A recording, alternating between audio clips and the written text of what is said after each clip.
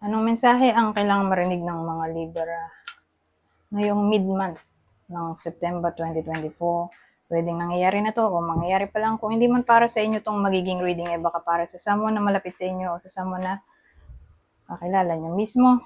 Baka may lumabas sa gender mamaya, gawin nyo na lang energy, masculine at feminine energy.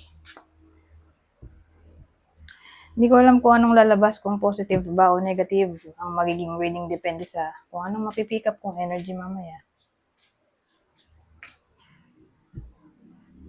Kung hindi man mag-resonate sa inyo to, edi i-adjust nyo na lang ang video, hanapin nyo to. Kung hindi pa rin, edi dito na. Ito ang last deck. So, Libra, mid-month, September 2024, reading.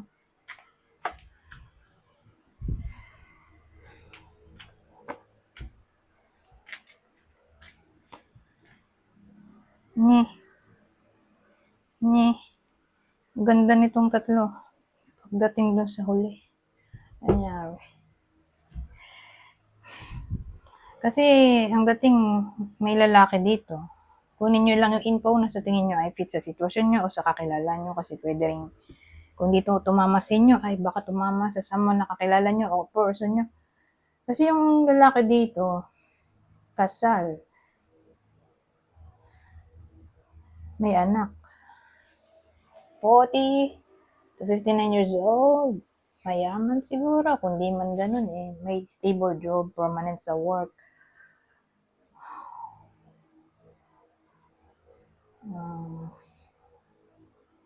Masaya naman siya sa karelasyon niya, pero hindi naman relationship yung topic natin dito, kundi may gusto siyang simulan.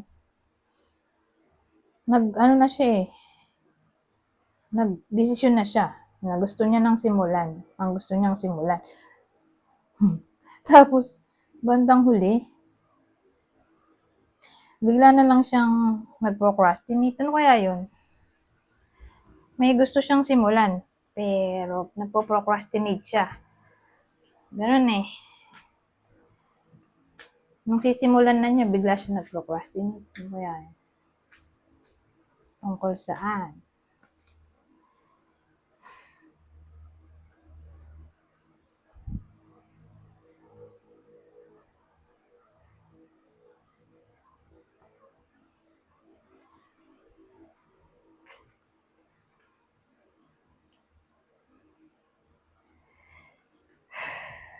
Ano kaya yun?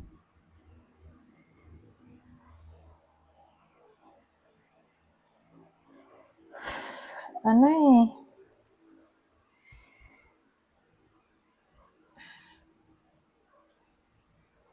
pwedeng ambition niya yung gusto niyang simulan. Pero biglang ang nag-procrastinate o inspiration. Kung di man ganun ay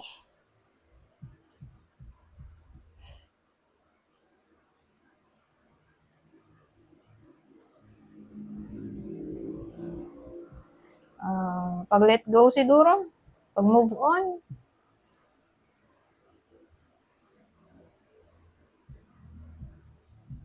O pagtigil sa pag-i-spy. Kasi may obsess siguro.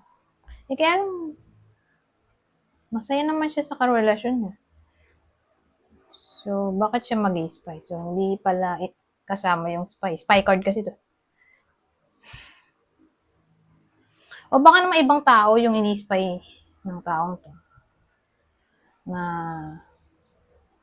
hindi naman love topic. Siguro, kinaiinisan niya. Ini-spy niya. O anyone na mukhang suspicious sa kanya.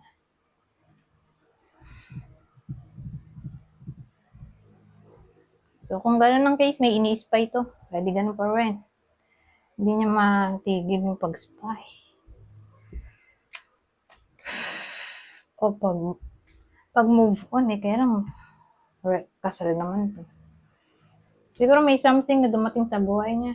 Hindi siya makaget over kasi na-disappoint siya. Hindi nangyari. So, face-to-face basis.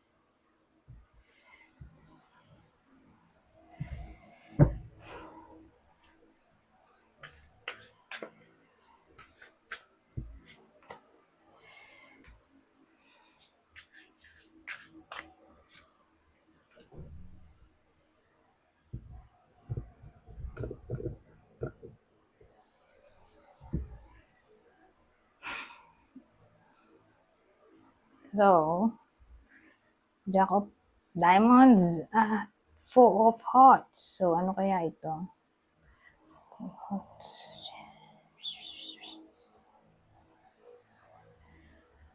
May lalaki tayo. Lalaki. Hindi pala ito. Wala palang gender. So, may someone na lang tayo. Dito.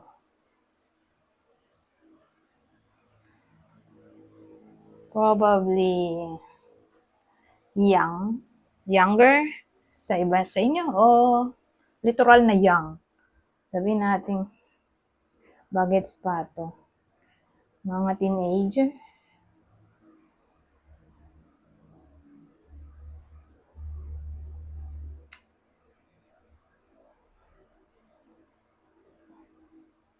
Ano kaya ito?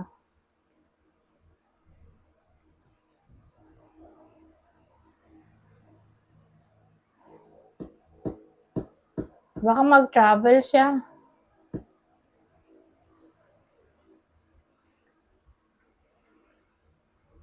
Baka mangangako to. May someone na younger sa iba sa inyo. Baka teenager. Depende kasi sa nanonood, di ba? Kung anong edad niya.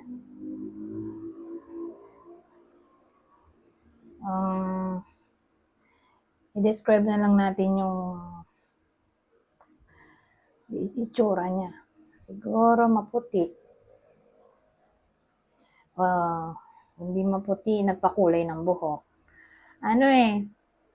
Siguro mangangako to na aalis daw sila, gagala, kuno, o bibisitahin daw yung person, pero hindi matutuloy. So, sabihin natin mangangako to sa iba sa inyo na bibisitahin kayo. Sabihin natin gano'n. O gagala kayo, magde-date. Okay, pupuntahan kayo. May planong puntahan, hindi matutuloy. Basta may pangako to, pero hindi matutuloy. So, probably, nagbago isip niya. Siguro tungkol sa, yun nga, pagbisita o pag-travel somewhere. Ano naisip ko dito? Mapatay ba?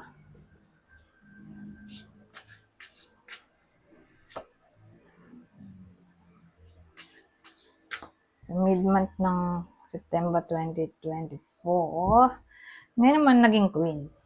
Yung kaninang page, naging queen na ngayon. Diamonds. Same lang naman ng description, maputi. May kulay buhok. Maputi o may kulay ang buhok, hindi itim.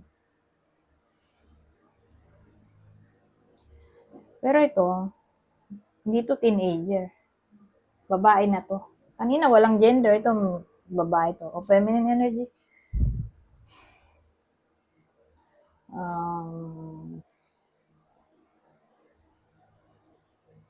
Ano masabi dito?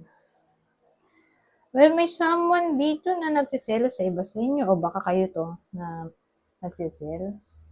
Tingnan nga natin. Clarify natin to.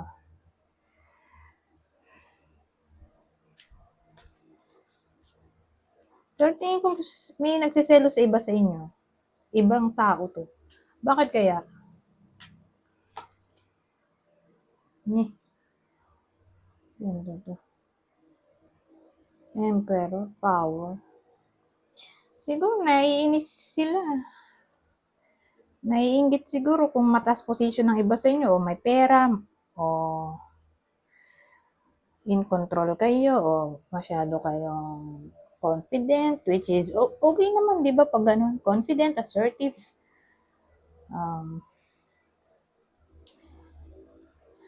may self-esteem, in control. Maganda yon, di ba? Kaya lang yung mga ibang tao na parang natithreaten pag ganun kayo. O naiinggit kasi hindi nila magawa yung ginagawa ng iba sa inyo. Na yun nga, confident. Kasi sila weak. O kulang sa confidence na para bang nainggit sila dahil gusto nilang maging kayo. Pero hindi naman pwede, di ba? Imposible yun. O naiinggit sila sa kung ano meron yung iba sa inyo. Kasi power to.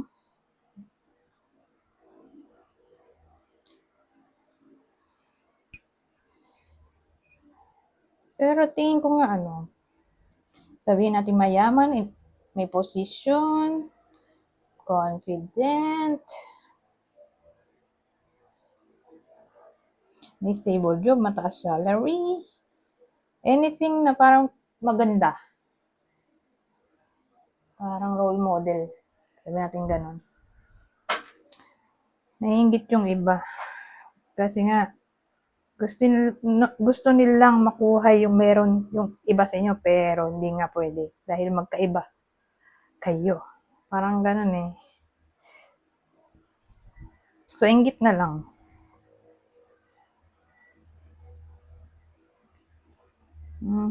So, pwedeng kayo mismo to, ito yung hitsura nung naiinggit sa iba sa inyo. Kasi case-to-case basis, di ba? Depende sa kung anong itsura nung nanonood.